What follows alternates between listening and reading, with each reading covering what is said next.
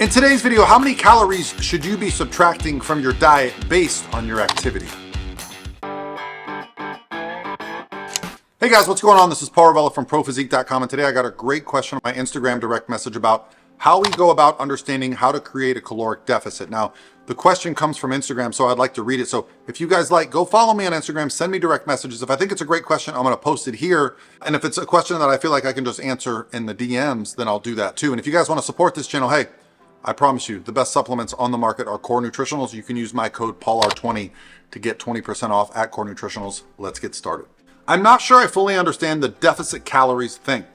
If I'm aiming to eat 1,500 calories a day, do I literally only eat 1,500, or because I do weight training, I can then eat more because my fitness app adds that exercise to the daily calories? It's a bit confusing. Many thanks, Jack. So Jack, let me explain to you how I do things as a coach, and I'll help you understand what your app is trying to do for you. As a coach, when I'm trying to help an athlete create a caloric deficit, the first thing I want to do is create a diet recall. Understand what their average daily calories are for, say, a given period, usually a couple days, maybe a week. From that, I can assume that if they've been maintaining their weight and that's their average calories, this is about where their maintenance level is at. Now, the way to create a caloric deficit, which definitely means the gap between how much you're taking in and how much you're burning, allows you to burn more body fat than you are storing. This over a 24-hour window is going to elicit a change in the body over time where you get a little bit leaner. You might see a little bit more separation, right? The scale will drop if you're losing body fat. And a lot of times, the idea of adding calories back comes from the fitness trackers. Most notably, MyFitnessPal is the one that I see that does this. It comes down to the setting that you have set. As a coach, if I have you on 1,500 calories, I've accounted for your daily activity, your exercise, and for me, that's where we're at as a caloric deficit. I would not want to add calories back in based on your activity because that would keep us at maintenance. However, if you want to maintain where you're at, then perhaps this is what you should be doing.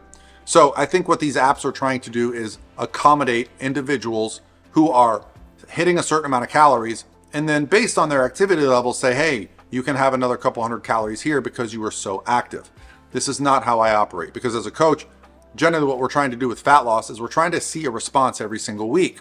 So my thing is, hey, if you're at 1,500 calories, and let's just say we drop 4 pounds, okay, our caloric deficit is probably a little too much. I only like to lose between 1 and 1.5% body fat per week.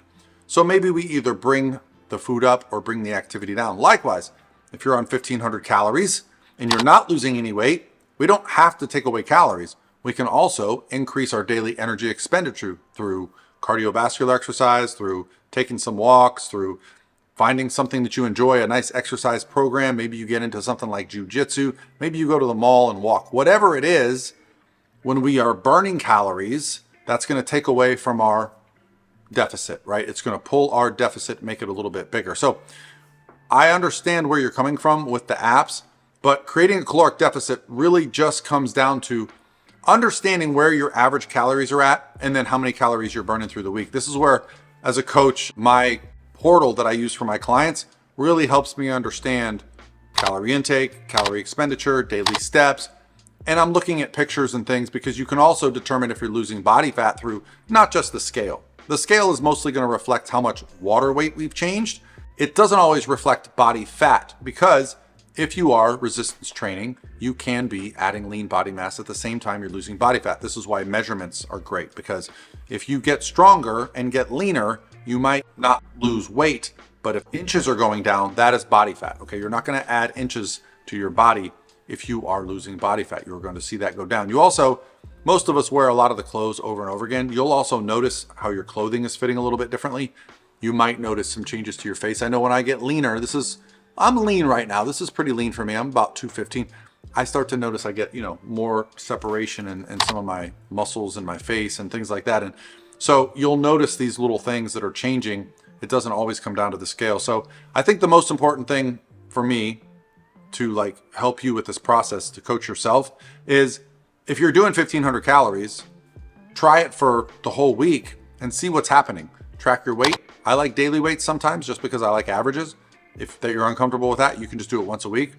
track a measurement, and take a picture. Not too frequently, but I think once a week.